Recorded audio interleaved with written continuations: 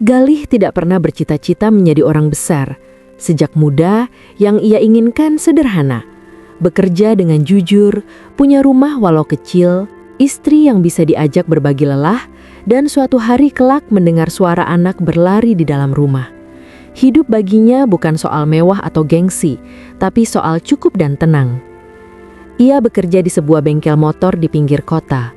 Bengkel itu tidak besar, hanya satu bangunan semi permanen dengan lantai semen yang mulai retak di beberapa bagian. Atap sengnya sering bocor saat hujan deras. Tapi disitulah Galih menghabiskan sebagian besar waktunya. Tangan yang selalu berlumur oli, pakaian kerja yang warnanya tak lagi jelas, dan bau bensin yang menempel bahkan setelah ia pulang ke rumah, semua itu sudah menjadi bagian dari hidupnya. Gajinya pas-pasan, jika dihitung-hitung cukup untuk membayar kontrakan kecil mereka, makan sederhana, dan sedikit tabungan yang jarang sekali bertambah. Namun Galih tidak pernah mengeluh. Ia merasa selama masih bisa bekerja dan pulang ke rumah setiap sore, hidupnya sudah baik. Erma berbeda. Erma bekerja di sebuah perkantoran besar di pusat kota. Gedungnya tinggi, ber-AC, dengan lift yang selalu ramai setiap pagi. Ia memang hanya karyawan biasa, tidak memiliki jabatan penting, tetapi baginya, bekerja di tempat itu sudah menjadi kebanggaan tersendiri. Setiap hari Erma berangkat dengan pakaian rapi, tas kerja yang selalu ia rawat, dan sepatu yang meski sederhana tetap ia jaga agar terlihat layak. Sejak awal pernikahan, Erma sering membandingkan hidupnya dengan rekan-rekan sekantornya. Tentang mobil yang mereka cicil, tentang apartemen yang mereka tinggali, tentang liburan keluar kota atau luar negeri. Semua cerita itu selalu ia bawa pulang, dan tanpa sadar, atau mungkin sadar sepenuhnya, ia jadikan pembanding dengan hidup yang ia jalani bersama Galih. "Mas, masa kita begini terus?" ucap Erma suatu malam, sambil duduk di tepi kasur kontrakan mereka yang sempit. Galih yang sedang melipat baju kerja hanya tersenyum kecil. "Begini itu bagaimana?" "Ya, hidup pas-pasan. Aku capek kerja, tapi hasilnya nggak kelihatan. Lihat teman-teman aku, Mas. Mereka bisa beli ini itu." Galih berhenti melipat baju. Ia menatap Erma. Wajahnya tenang, meski dadanya sedikit terasa sesak. "Kita hidup sesuai kemampuan, Erma. Aku juga kerja setiap hari." "Aku tahu," potong Erma cepat. "Tapi sampai kapan?" Pertanyaan itu sering muncul. Sampai kapan hidup seperti ini? Sampai kapan Galih bekerja di bengkel kecil? Sampai kapan mereka tinggal di kontrakan sempit? Galih tidak pernah punya jawaban pasti. Yang ia tahu, ia terus berusaha. Kadang mengambil lembur kecil, kadang membantu pekerjaan tambahan. Tapi bagi Erma, usaha itu terasa lambat. Terlalu lambat. Mereka sudah menikah 6 tahun. 6 tahun tanpa anak. Awalnya Galih mengira itu hanya soal waktu. Ia tidak pernah memaksa, tapi semakin lama keinginan memiliki anak tumbuh semakin kuat. Setiap kali melihat anak kecil di sekitar kontrakan mereka, atau melihat teman-temannya menggendong bayi, hati Galih terasa hangat sekaligus perih. Suatu malam, setelah makan malam sederhana, Galih memberanikan diri membuka pembicaraan. "Erma, kita sudah lama menikah. Kamu nggak kepikiran punya anak?" Sendok di tangan Erma berhenti bergerak. Wajahnya langsung berubah. "Kenapa tiba-tiba bahas itu?" Suaranya dingin. "Bukan tiba-tiba, aku cuma ingin punya keluarga yang lengkap." Erma meletakkan sendoknya dengan agak keras. "Mas, kamu tahu kan pendirianku?" Galih mengangguk pelan. Ia tahu, Erma selalu bilang belum siap. Anak itu merepotkan, anak itu mahal, anak itu akan menghambat karir. "Aku lagi fokus kerja, Mas. Aku nggak mau hidupku makin berat. Anak itu tanggung jawab besar," kata Erma dengan nada kesal. "Tapi kita suami istri," jawab Galih hati-hati. "Anak itu bukan beban, itu anugerah." Erma tertawa pendek tanpa senyum. "Anugerah buat siapa? Buat kamu mungkin, buat aku itu penghambat." Kata-kata itu menusuk Galih lebih dalam dari yang ia perkirakan. Ia terdiam. Ia ingin membantah tapi tidak tahu harus berkata apa. Ia hanya tahu bahwa keinginan itu bukan ego. Ia hanya ingin menjadi ayah. Sejak malam itu, jarak di antara mereka semakin terasa. Bukan jarak fisik, tapi jarak perasaan. Erma semakin sering pulang dengan wajah lelah dan kesal. Galih semakin sering diam. Waktu berjalan. Di tahun ke-6 pernikahan mereka, sesuatu berubah. Erma mendapatkan kenaikan jabatan, tidak besar tapi cukup signifikan. Gajinya bertambah, namanya mulai dikenal di kantor. Ia semakin sering lembur, semakin sibuk dengan pekerjaannya. "Coba lihat Mas," kata Erma suatu malam dengan nada puas. "Keputusanku benar, fokus karir itu penting." Galih senyum meski di dalam hatinya ada rasa asing. Ia senang melihat Erma berhasil, tapi di saat yang sama, ia merasa tertinggal. Hidup Erma bergerak maju, sementara hidupnya terasa diam di tempat. Namun Galih tidak menyerah. Ia terus bekerja seperti biasa. Ia tetap pulang ke rumah tepat waktu, tetap menyiapkan makan malam sederhana jika Erma pulang larut. Beberapa bulan setelah kenaikan jabatan itu, sesuatu yang tidak pernah mereka duga terjadi. Erma hamil. Hari itu Galih masih ingat jelas. Erma pulang dengan wajah pucat. Ia meletakkan tasnya sembarangan dan langsung duduk. "Ada apa?" tanya Galih cemas. Erma mengeluarkan hasil tes kehamilan dari tasnya dan melemparkannya ke meja. "Ini," katanya singkat. Galih butuh beberapa detik untuk memahami. Lalu matanya membesar. Tangannya gemetar saat mengambil alat tes itu. Ini positif," suaranya bergetar. Erma tidak menjawab, wajahnya tegang. Galih berdiri, berjalan mendekat, lalu tanpa sadar memeluk Erma. "Alhamdulillah, Erma, kita punya anak." Tapi Erma tidak membalas pelukan itu. Tubuhnya kaku. "Ini bukan kabar baik buat aku," ucapnya dingin. Galih terdiam, pelukannya perlahan terlepas. "Apa maksudmu?" "Aku baru naik jabatan, Mas. Aku lagi di titik penting. Kehamilan ini bisa merusak semuanya." Kata-kata itu membuat Galih kehilangan kata. Ia ingin membantah, tapi tidak tahu harus berkata apa. Ia hanya tahu bahwa keinginan itu bukan ego. Ia hanya ingin menjadi ayah. Sejak malam itu, jarak di antara mereka semakin terasa. Bukan jarak fisik, tapi jarak perasaan. Erma semakin sering pulang dengan wajah lelah dan kesal. Galih semakin sering diam. Suatu malam Galih akhirnya membereskan kamar kosong yang selama ini hanya jadi gudang. Ia membersihkan debu, memindahkan barang-barang lama dan tidur di sana. Ia tidak marah, ia hanya sedih. Namun ia bertekad satu hal, apapun yang terjadi, anak itu harus lahir. Dan tanpa Galih sadari, keputusan itulah yang akan mengubah seluruh hidupnya. Kehamilan itu tidak membawa kehangatan ke dalam rumah Galih dan Erma. Justru sebaliknya, rumah kecil mereka terasa semakin sempit, bukan karena ruangnya, tetapi karena jarak yang tumbuh di antara mereka. Setiap hari, Galih bangun dengan perasaan campur aduk.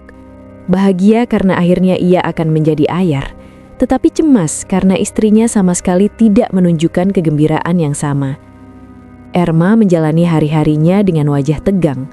Ia tetap berangkat kerja seperti biasa, tetap berpakaian rapi, tetap sibuk dengan rapat dan laporan. Kehamilan itu seolah hanya gangguan yang menempel pada tubuhnya, bukan sesuatu yang ia terima dengan hati. Ia jarang berbicara tentang kehamilannya. Jika Galih bertanya soal kondisi tubuhnya, Erma menjawab singkat atau bahkan memilih diam. Jika Galih menawarkan diri mengantar ke dokter, Erma menolak. "Aku bisa sendiri," katanya dingin. Galih menahan diri. Ia tidak ingin memperkeruh suasana. Ia tahu Erma sedang berada di masa penting dalam karirnya. Tapi setiap kali melihat Erma pulang dengan wajah lelah tanpa sepatah kata, hatinya terasa semakin berat. Pada suatu malam ketika usia kehamilan memasuki bulan ketiga, Erma akhirnya meluapkan kemarahannya. "Mas tahu nggak, hari ini aku hampir dimarahi atasan karena aku kelihatan gak fokus," kata Erma dengan nada tinggi. Galih yang sedang menyiapkan air minum berhenti bergerak. "Kenapa?" "Karena ini," jawab Erma sambil menunjuk perutnya. "Aku mual, pusing, capek. Semua ini bikin aku gak maksimal." Galih meletakkan gelas perlahan. "Itu wajar Erma, kamu lagi hamil." "Justru itu masalahnya," bentak Erma. "Aku gak minta ini." Kata-kata itu menghantam Galih. Ia menarik nafas panjang. "Erma, kita bisa hadapi sama-sama. Aku bisa bantu lebih banyak." Erma tertawa sinis. "Bantu bagaimana? Dengan gaji bengkelmu itu?" Galih terdiam. Ia tidak membalas. Ia tahu perdebatan ini tidak akan berujung baik. Beberapa hari kemudian, Galih tanpa sengaja mendengar percakapan telepon Erma. Ia baru pulang dari bengkel dan mendengar suara Erma dari kamar. "Aku lagi cari jalan." Suara Erma terdengar pelan tapi tegas. "Kalau memang harus, ya aku siap." Galih berdiri kaku di depan pintu. Jantungnya berdegup keras. Ia tidak ingin berprasangka buruk, tapi hatinya tidak tenang. Malam itu, Galih memberanikan diri bertanya. "Erma," katanya pelan, Kamu kepikiran apa soal kehamilan ini?" Erma menatapnya lama. Wajahnya datar. "Aku kepikiran masa depanku." "Dan anak kita?" tanya Galih. Erma menghela nafas kasar. "Aku sempat berpikir untuk menggugurkannya." Dunia Galih seolah berhenti. Ia merasa dadanya kosong. Kata-kata itu terlalu berat untuk diterima. "Apa?" Suaranya bergetar. "Aku nggak siap jadi ibu. Aku nggak mau hidupku hancur," kata Erma tanpa ragu. Galih berdiri, tangannya mengepal. Untuk pertama kalinya, ia tidak bisa menahan emosinya. "Tidak," katanya tegas. "Aku nggak akan izinkan." Erma menatapnya tajam. "Itu tubuhku." "Itu juga anakku," balas Galih. "Aku mohon Erma, jangan." Untuk beberapa detik mereka saling menatap tanpa bicara. Ketegangan memenuhi ruangan. "Aku nggak janji," kata Erma akhirnya. Ia berdiri dan masuk ke kamar, menutup pintu keras-keras. Sejak malam itu, Galih hidup dalam ketakutan. Setiap hari ia cemas membayangkan kemungkinan terburuk. Ia semakin sering pulang lebih cepat, memastikan Erma ada di rumah. Ia mengawasi dengan caranya sendiri, tanpa memaksa, tanpa menekan. Ia mulai tidur di kamar kosong secara permanen. Kamar itu awalnya hanya gudang. Galih membersihkannya pelan-pelan, memindahkan kardus lama, menyapu debu, dan menggelar kasur tipis. Di sanalah ia tidur setiap malam, sendirian, sambil menatap langit-langit dan berdoa agar anaknya selamat. Kehamilan Erma terus berjalan. Perutnya semakin membesar, meski ia jarang membicarakannya. Ia tidak pernah menyentuh perutnya dengan penuh kasih seperti banyak ibu hamil. Semua terasa seperti kewajiban yang ia jalani dengan terpaksa. Galih sebaliknya mulai menabung lebih ketat. Ia membeli perlengkapan bayi sedikit demi sedikit, bukan yang mahal, hanya yang perlu.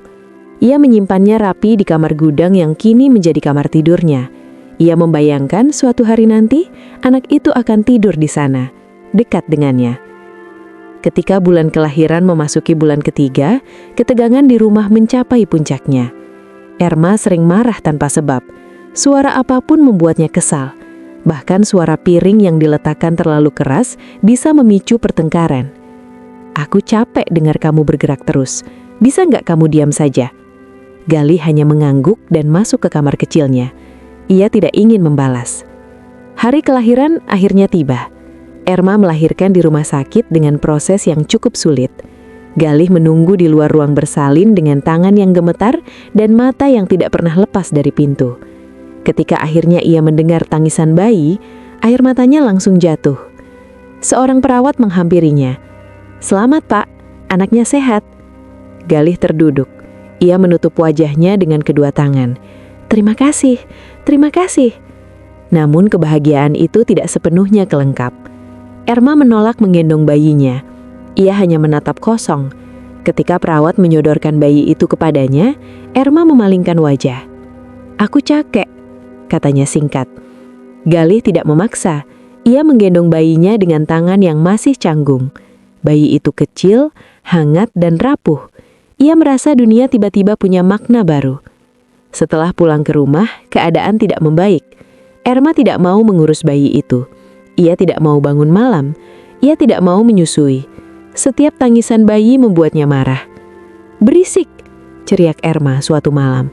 "Bisa nggak kamu bawa dia keluar?" Galih menggendong bayinya dan masuk ke kamar kecil.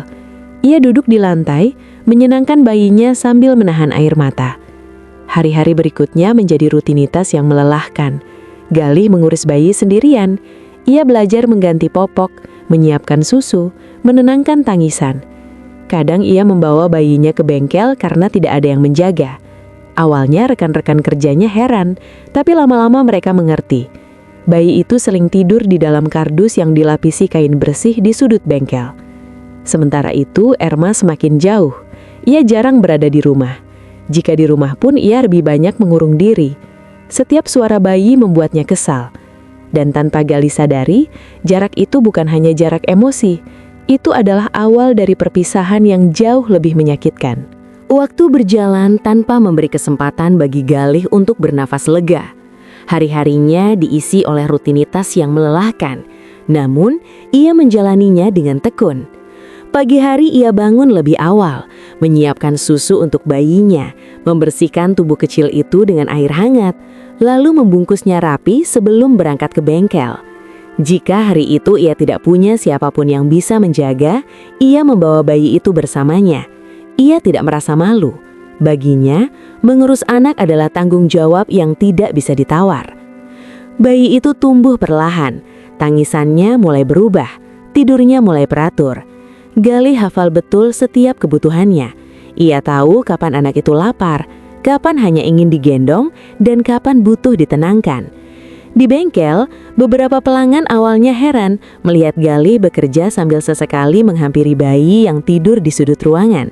Namun lambat laun, mereka melihat ketekunan itu sebagai sesuatu yang wajar. "Anak sendiri ya, Lih?" tanya salah seorang pelanggan suatu hari. Galih mengangguk. "Iya." "Hebat kamu," kata orang itu singkat. Kalimat sederhana itu cukup menguatkan Galih untuk menjalani hari. Sementara itu, Erma semakin jarang terlihat di rumah. Jika pulang pun hanya sebentar. Ia sering berdandan rapi meski hanya bilang akan bertemu teman kantor. Gali tidak pernah bertanya terlalu jauh. Ia terlalu lelah dan terlalu sibuk dengan anaknya. Ia juga masih percaya bahwa Erma hanya butuh waktu.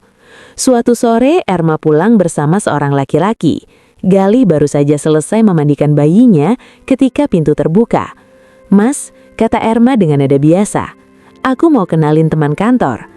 Laki-laki itu berdiri di samping Erma. Pakaiannya rapi, sepatu mengkilap, dan wajahnya terlihat percaya diri. "Ini Fajar," lanjut Erma, "satu tim sama aku." Fajar mengelurkan tangan. "Mas Galih ya? Salam kenal." Galih mengelurkan tangan dengan tangan satunya masih mengendong bayi. "Galih." Fajar melirik bayi itu sebentar. "Oh, sudah punya anak?" "Iya," jawab Galih singkat. Erma terlihat tidak nyaman. "Aku mau mandi dulu," katanya lalu masuk ke kamar. Fajar duduk sebentar. Mereka berbincang ringan tentang pekerjaan, tentang bengkel, tentang lalu lintas kota. Tidak ada yang aneh. Fajar terlihat ramah dan sopan. Galih tidak punya alasan untuk curiga. Setelah itu, Fajar semakin sering datang. Kadang hanya mengantar Erma pulang, kadang mampir sebentar. Galih menganggapnya biasa. Ia tidak tahu bahwa di balik semua itu, hubungan Erma dan Fajar sudah melampaui batas rekan kerja. Perubahan sikap Erma semakin jelas. Ia semakin sering marah, semakin sering mengeluh tentang rumah, tentang bayi, tentang Galih. "Aku nggak bisa hidup begini terus," kata Erma suatu malam. "Aku merasa terjebak." Galih menatapnya lelah.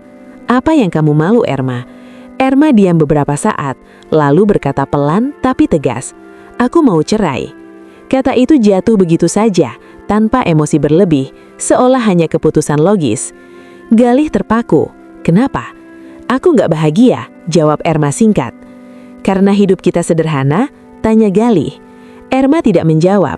Ia berdiri, masuk ke kamar, lalu keluar membawa koper. Ia mulai memasukkan pakaian ke dalamnya. "Kamu serius?" Suara Galih bergetar. "Iya." Galih mendekat. "Bagaimana dengan anak kita?" Erma berhenti sejenak, lalu berkata, "Kamu saja yang urus, aku nggak siap." Kalimat itu menghancurkan Galih. Ia ingin marah tapi tubuhnya lemas. Ia hanya bisa berdiri dan melihat Erma mengemasi hidupnya. Tidak lama kemudian Fajar datang.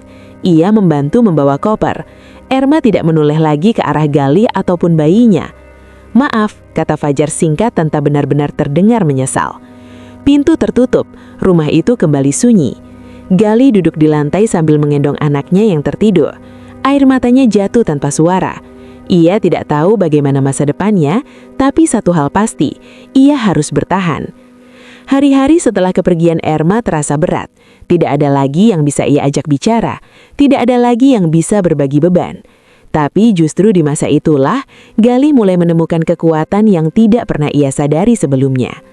Ia bekerja lebih keras, ia menabung lebih disiplin. Ia tidak pernah mengeluh di depan anaknya. Ia berbicara pada bayi itu seolah anak itu mengerti. "Kita berdua saja, Nak, tapi kita kuat," katanya suatu malam. Waktu terus berjalan, bayi itu tumbuh menjadi anak yang sehat. Tawa kecilnya mulai memenuhi hari-hari Galih. Perlahan, luka di hati Galih tidak lagi berdarah, meski bekasnya tetap ada. Beberapa bulan kemudian, Galih mendengar kabar tentang Erma. Ia akan menikah dengan Fajar. Undangan itu tidak pernah sampai ke tangannya, tapi kabarnya menyebar cepat. Suatu siang, saat Galih sedang bekerja di bengkel, seseorang memanggilnya dari luar. "Mas Galih." Galih menoleh. Erma berdiri di sana, rapi, bersama Fajar. Di tangannya ada sebuah amplop. "Kami mau ngasih undangan," kata Erma datar. Galih menggendong anaknya yang saat itu sudah lebih besar. Ia berdiri menatap mereka tanpa senyum. "Selamat," katanya singkat. Fajar tersenyum canggung. Erma melatap anak itu sebentar lalu memalingkan wajah. "Kamu masih di sini saja," kata Erma dengan nada merendahkan. "Hidupmu nggak berubah ya?" Galih tidak menjawab. Ia tidak ingin berdebat. Erma menyerahkan undangan itu, lalu mereka pergi. Galih meremas amplop itu sebentar lalu meletakkannya di meja. Ia tidak membukanya. Hari itu Galih sadar satu hal, hidupnya tidak boleh berhenti di luka itu. Dan tanpa ia sadari, langkah kecil yang ia ambil setiap hari akan membawanya pada kehidupan yang sama sekali berbeda. Waktu tidak pernah berhenti untuk menunggu siapapun. Ia berjalan tanpa peduli pada siapa yang tertinggal atau siapa yang jatuh. Bagi Galih, waktu adalah satu-satunya hal yang membantunya bangkit pelan-pelan tanpa janji apapun selain hari esok yang harus dijalani. Setelah peristiwa kedatangan Erma dan Fajar ke bengkel lama, Galih tidak pernah lagi mendengar kabar mereka secara langsung. Ia sengaja menjauh dari segala hal yang berkaitan dengan masa lalunya. Undangan pernikahan itu tidak pernah dibuka. Amplopnya tetap tersimpun di laci kecil bersama surat-surat lama yang tidak pernah ia sentuh lagi. Fokus Galih hanya satu, hidup dan masa depan anaknya. Ia mulai bekerja lebih keras dari sebelumnya. Jika dulu ia pulang tepat waktu, kini ia sering pulang lebih malam.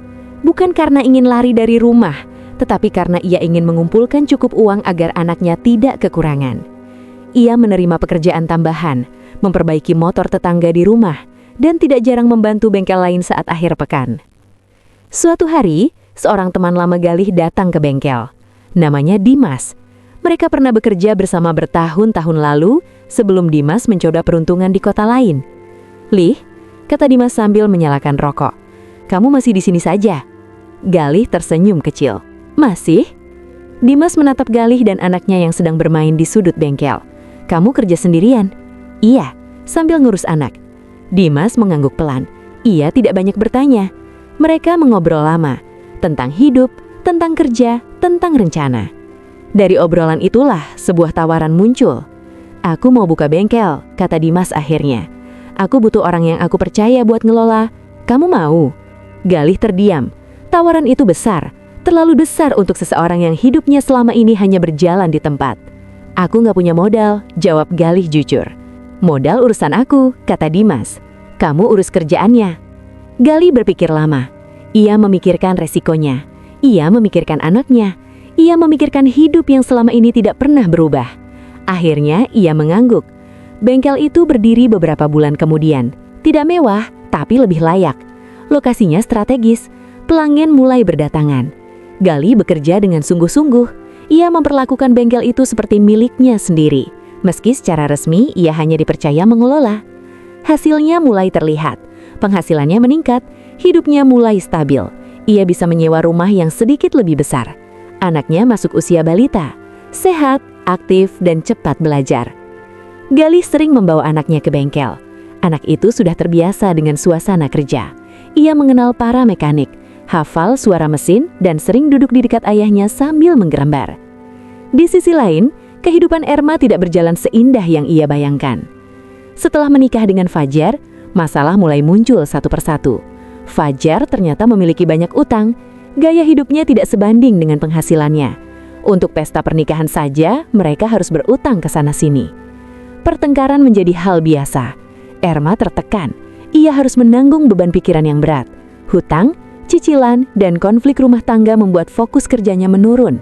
Ia sering ditegur atasan, hingga akhirnya ia diberhentikan dari pekerjaannya. Tanpa pekerjaan, kondisi keuangan mereka semakin buruk. Fajar tidak banyak membantu, ia justru semakin sering menghilang. Pertengkaran semakin sering terjadi. Erma mencoba melamar pekerjaan ke sana kemari, dari kantor ke kantor, dari perusahaan kecil hingga besar. Namun tidak mudah. Ia kalah saing, ia kelelahan. Ia teringat hidup lamanya, hidup yang dulu ia anggap rendah.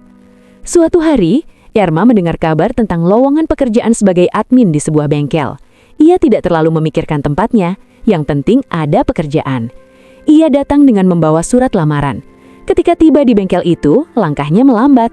Dari kejauhan, ia melihat seorang laki-laki berdiri di tengah bengkel. Laki-laki itu mengawasi para pekerja, sambil sesekali mengendong seorang anak yang sudah tumbuh besar. Anak itu tertawa. Para pekerja menyapanya dengan hormat. Jantung Erma berdegup kencang. Itu Galih. Ia berdiri terpaku. Tidak menyangka hidup akan mempertemukan mereka di tempat seperti ini.